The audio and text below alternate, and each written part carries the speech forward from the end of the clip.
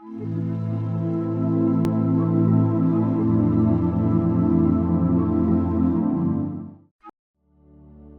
you ever given so much of yourself that you were left drained, disappointed, or even betrayed? What if your kindness, meant to heal, was actually hurting you and those you tried to help? In today's story, we uncover the truth behind the Zen wisdom of knowing when to help and when to let go. Welcome to the channel Beyond Nirvana. Today we will share a story of a humble monk who learned a powerful lesson about the limits of compassion and the importance of discernment. The compassionate monk master Riken was known throughout the mountain regions of Japan as the monk with the golden heart. From dawn till dusk, villagers lined up at the gates of his Zen monastery asking for help, food, advice, prayers, even money. And every single time, Riken gave. He believed that helping others was the purest form of enlightenment. But inside, something was changing. He often felt exhausted, emotionally drained, and spiritually disconnected. Though he tried to meditate, he couldn't find stillness. Despite his efforts, the monastery began to struggle financially. His fellow monks whispered their concerns, but Riken silenced them with his unwavering faith and kindness. One day, a stranger named Kuro arrived at the monastery. Dressed in simple robes, his eyes held a quiet fire. He asked for shelter, and Riken, of course, offered it without hesitation. Kuro watched in silence for days, noticing the imbalance.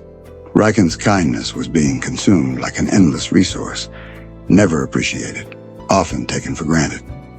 As he observed, a quiet lesson began to form in his heart.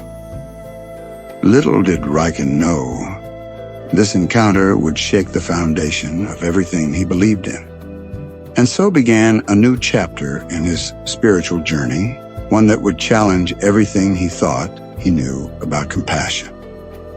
The burden of constant giving Kuro observed the monastery closely. He noticed how people kept coming, not to learn, but to take. They didn't stay for prayers. They didn't help in the gardens. They came, complained, and left with full bellies and lighter hearts, leaving the monks overwhelmed and the monastery depleted. "Why do you let them take so much from you?" Kuro asked one evening, as he and Riken shared tea beneath a cherry blossom tree. Riken smiled. "Because it is my duty. Compassion knows no limit." "But isn't compassion also wisdom?" Kuro replied. "When a tree gives all its fruit away in one season, it dies before the next." Riken was silent. He had never considered that his giving could cause harm, not just to himself, but to the very people he aimed to help. Helping without discernment wasn't kindness, it was enabling. Kuro continued. "Imagine a river that gives all its water at once. What happens to the land downstream during drought?" Riken stared into his cup of tea, the steam rising like questions he hadn't dared to ask himself. That night his sleep was restless. He dreamed of an orchard where trees withered after fruiting too much, too soon, leaving behind barren fields and desperate farmers. The test of fire one morning, the villagers brought a young man named Yuto who had fallen into debt from gambling. They begged Riken to give him gold to repay the lenders. Despite his fellow monks' protests, Riken handed over the monastery's last reserve. Kuro said nothing, but his eyes reflected quiet disappointment. A week later, Yuto returned. Not to thank Riken, but to ask for more. He had gambled again. The monks were furious, but Riken remained calm. "We must show patience," he said. That night, Kuro placed a stone on Riken's meditation mat. When Riken asked why, Kuro replied, "Every time you carry someone who won't walk, you collect a stone in your heart. One day, you will sink." The next morning, Riken woke up earlier than usual. He watched the sunrise from the temple gates, feeling an unusual heaviness in his chest. The stone Kuro had placed wasn't just physical, it mirrored the emotional weight he had long ignored. Later that day, Riken noticed that even the birds that flocked to the monastery gardens had begun to fight over the food scraps instead of singing in harmony.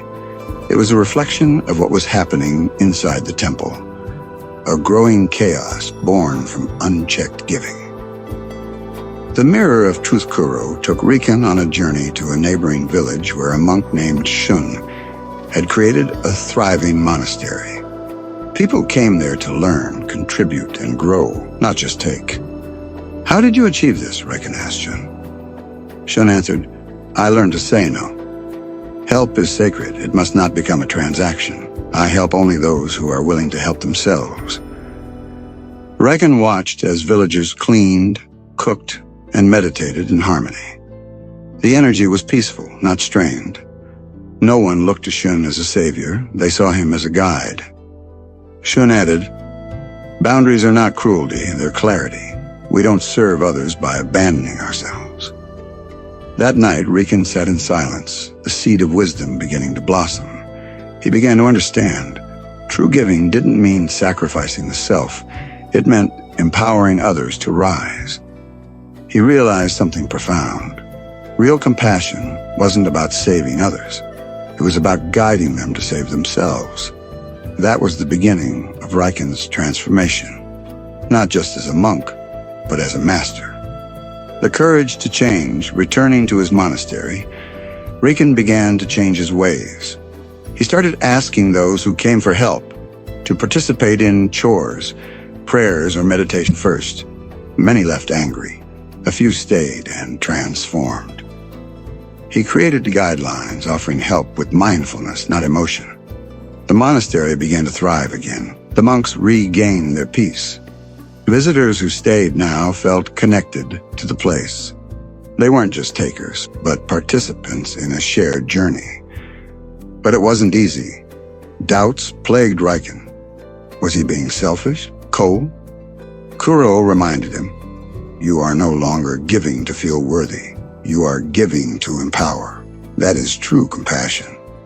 With each no he uttered, a space was opened for a deeper, more lasting Even nature seemed to respond.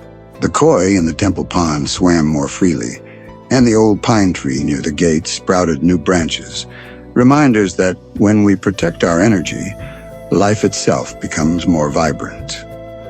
The return of the taker one day, Yuto returned. He asked for more help. But this time, Riken asked, "What have you done since we last met?" Yuto hesitated. "Nothing, I waited." Riken didn't offer money. Instead, he offered Yuto work in the gardens and a place to sleep in exchange.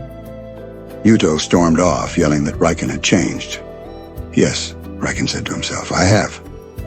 That night, he sat in front of the Buddha statue and whispered, "Compassion without responsibility is a wound disguised as love." The other monks felt relief. The energy of the temple lifted. Even the cherry blossoms bloomed more vibrantly that spring. And deep within, Riken felt something he hadn't felt in years. Lightness. The power of boundaries news spread of the new way of the monastery. Fewer people came, but those who did stayed, grew, and gave back. Riken found himself lighter, more peaceful. He meditated deeply again. His teachings gained depth. He no longer feared saying no, because it meant saying yes to what mattered. Visitors began to treat the temple as a sacred place, not a charity. They left with more than what they came for, not things, but wisdom. Riken had become what he was always meant to be, not a savior, but a mirror. Kuro eventually left, but his final words stayed with Riken. Helping without wisdom is like pouring water into a broken cup. Boundaries are not walls, they are bridges to true connection. Riken carved those words into a stone near the temple bell, where all who entered could read them.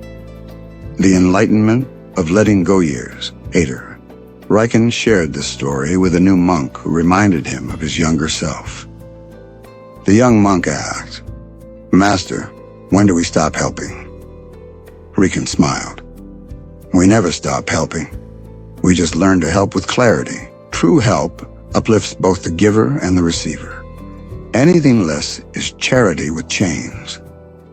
Riken closed his eyes, the wind rustling through the pine trees. He had finally found what he had been searching for all along. Not peace through pleasing others, but peace through presence, purpose, and profound boundaries. Each morning now, Riken would ring the bell with intention, not as a call to service, but as a reminder. You cannot pour from an empty cup.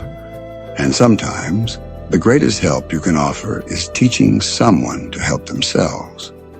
Dear viewers, remember this. You are not here to carry everyone. You are here to walk your own path with grace and offer your hand only to those who wish to walk beside you. If this story touched your heart, please like, share, and subscribe to Beyond Nirvana. Let us walk this journey of wisdom, peace, and true compassion together.